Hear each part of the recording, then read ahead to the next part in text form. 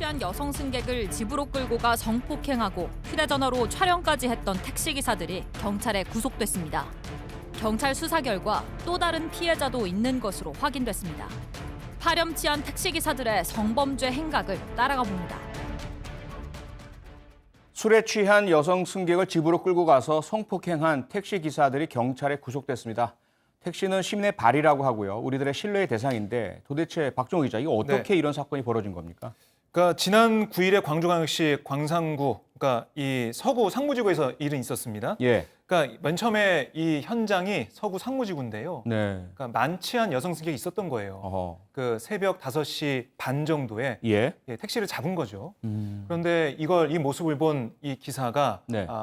두 사람이 더 있는, 그러니까 총 3명이 있는 그룹 통화 앱에다가 이 사실을 올렸습니다. 어허. 그랬더니 예. 그러면은 뭐 나한테 넘겨, 내가 갈게, 뭐 이런 예. 식의 대화가 오갔던 거예요. 그래서 이 기사 말고 다른 두 사람, 그 일당이라고 표현할 수가 있겠죠. 예. 두 사람이 이 현장을 온 겁니다. 서구 상무지구에 와서 이 여성을 나중에 온 그 일당의 차에 태운 다음에 예. 그러니까 광주광역시 광산구에 있는 집으로 데려갑니다. 자기의 집으로. 그렇습니다. 예. 거기서 이 승객을 성폭행했고요.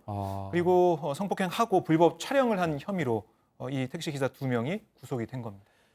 지금 뭐 박종호 기자 설명을 들으면 이 일당의 범죄 행동이 대단히 조직적인데요. 그룹 통화를 하고 집단으로 성폭행 모의도 하고 실행도 하고요. 거기에다가 불법으로 사진과 영상까지 촬영을 했는데 백성우 변호사, 네. 이 사건 수사 입증을 철저히 해야 될 것 같아요. 네, 맞습니다. 일단 가장 중요한 건 지금 이번 한 번이 아닌 것으로 일단 확인은 됐거든요. 지난해 5월에도 거의 동일한 사건이 있었고요. 네. 그리고 그게 끝이 아닐 가능성도 많기 때문에 일단은 이 일당의 휴대전화 관련된 정보는 굉장히 중요할 거로 평가가 그렇죠. 되고요. 예. 그리고 이런 사건들 뭐 아시겠지만 전형적으로 본인이 수치심을 느껴서 신고를 안 하는 경우도 꽤 많기 때문에 네. 여죄 파악 일단 굉장히 중요할 것 같고요.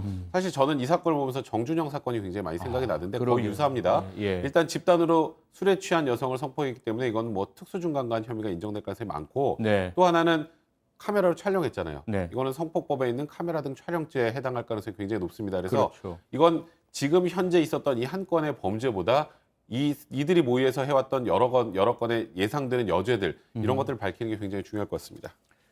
네, 경찰은 이들이 심야 시간대에 술에 취한 젊은 여성에게 의도적으로 접근했는지에 대해서도, 그러니까 처음부터 계획적인 범죄였는지 수사를 벌이고 있다고 합니다. 정주영 사건 언급해 주셨지만 사실 그 만취했다든지 혹은 항거불능한 자신을 방어하지 못할 상황에 처한 여성들을 대상으로 행하는 이런 집단적 성폭행, 상당히 파렴치한 범죄잖아요. 그런데 이들의 범죄 행각을 보면 과거에 소라넷이라는 사이트에서 이러한 식의 범행 모의를 조직적 집단적으로 했던 정황도 있고요. 네. 최근에 N번방에서도 유사한 모습들이 보이고 있고요. 이런 범죄들이 상당히 왜 계속 이렇게 늘어나고 있다고 보세요, 백성우 변호사? 일단 전 그런 것 같아요. 그러니까 항거불능 상태 말씀하셨던 것처럼 예. 술에 만취해 있거나 그런 경우에는 일단은 이 여성이 기억을 못할 거라고 생각하는 경우가 많은 것 같고요. 네. 첫 번째. 또 두 번째는 예. 이런 일을 당해도 이 여성이 수치심 때문에 신고를 못할 거라고 생각하는 경우가 신고를 많은 안할 것 같아요. 것이다. 이번 사건 같은 경우도 이번에 발각이 됐습니다만 이 전에 있었던 범죄는 드러나지 않았었잖아요. 네. 그러니까 실제로 이런 사건이 벌어져서 경찰에 신고가 들어가서 수사가 진행되는 것, 그거는 실제 발생하는 범죄 횟수에 비해서 굉장히 낮다고 제가 개인적으로 알고 있습니다. 네. 그러니까 암수범죄라고 해서 실제로 드러나지 않은 범죄들이 가장 많은 유형 중에 하나가 바로 이 성범죄이기 때문에 그런 피해자들의 심리를 이용한 게 아닌가 싶습니다. 네. 자, 그러면 일단 경찰이 밝혀낸 여죄가 3건이 있습니다. 그러면 지금 백성우 변호사 말처럼 더 많은 범죄가 있을 가능성이 높지만 암수 범죄로 신고가 이루어지지 않고 네. 드러나지 않을 가능성은 높다. 뭐 그것이 드러나지 않는다 하더라도 지금까지 밝혀진 것만 본다면 어느 정도의 처벌 예상이 되세요? 사실 뭐 정준영 사건 생각해 보시면 아마 시청자 여러분들 어느 정도 생각은 하실 텐데 굉장히 예. 중범죄입니다. 그렇죠. 개인적으로 한 명이 한 것도 아니고 여러 명이 집단 성범죄를 범하고 또 나중에 어찌 보면 촬영한 것이 본인들이 또 그 영상을 돌려보기 위함도 있겠습니다만 네. 피해자가 신고를 못하게 하고 협박용으로 사용했을 가능성도 굉장히 많기 때문에 아하. 그렇다면 네. 죄질도 굉장히 좋지 않고요. 네. 또 지금 확인된 전과까지 포함한다면 뭐 이들 세 사람 최소 징역 5년 이상의 중형은 충분히 예상되는 상황입니다. 네. 박종호 기자, 네. 문제는 우리가 택시나 버스는 대중교통 중에 대표적이고요. 우리 모두가 신뢰하는 대상이잖아요. 그렇습니다. 가장 힘들고 어려울 때 집에까지 갈 수 있는 유일한 수단이기도 하고. 그런데 이들이 이런 성범죄를 저지른다는 거 도저히 있어서도 안 되고 성범죄를 저지른 사람이 택시 기사나 버스 기사로 일해서는 안 되는 거 아닙니까? 네, 그러니까 이게 제한 그 요건이 있습니다. 네. 조치가 있는데요. 네.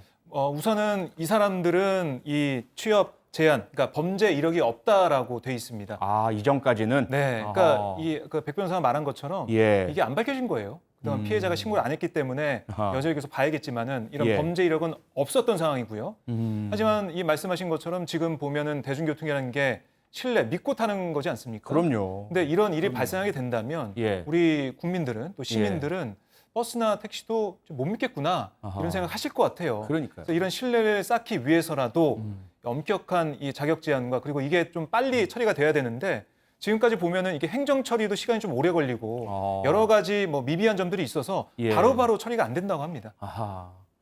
아니, 백성우 변호사. 네. 그 대부분의 택시 기사들은 정말 저도 많이 택시를 이용하지만 훌륭한 분들이고 시민들을 위해서 봉사하시고 참 어려운 여건이잖아요. 네. 여러 가지 그 연료값이라든지 뭐 버스 택시 요금 인상도 안 되고 있는 상황에서 이렇게 소수의 일부 성범죄자가 있다고 한다면 택시 기사 전체에 대한 신뢰가 떨어지는 건데 맞습니다. 네. 뭔가 시스템적으로 네. 이러한 문제 있는 사람들 걸러낼 수 있는 제도 좀 보완이 안 되나요? 일단은 뭐 범죄 이력서 제출에 기사들의 그 전에 이력을 알기에는 택시 업체가 거의 불가능한 상황이고요, 현재까지. 아하, 예. 또 하나는 이제 지자체에서 이제 범죄 경력이 발각이 되면 이제 택시기사 자격 취소 통보를 하는데 네. 근데 재밌는 건 지난 5년 동안에 지자체에서 자격 취소 통보한 게 2,400건 정도 되거든요. 예. 그런데 이게 계속 중복입니다. 어허. 그러니까 자격 취소 통보를 받고 계속 하는 거예요. 아. 그리고 다음에 또 걸리고 또 걸려도 예. 계속 이게 정체가 된단 말이죠. 그러니까 자격 취소를 통보하면 실질적으로 운전을 못하게 해야 되는데 그래야 되죠. 예, 그것도 제대로 이제 지자체에서 감시 시스템이 마련돼 있지 않은 것 같아요. 이제 그러다 보니까 네. 이런 문제들이 반복이 되는데 말씀하셨던 것처럼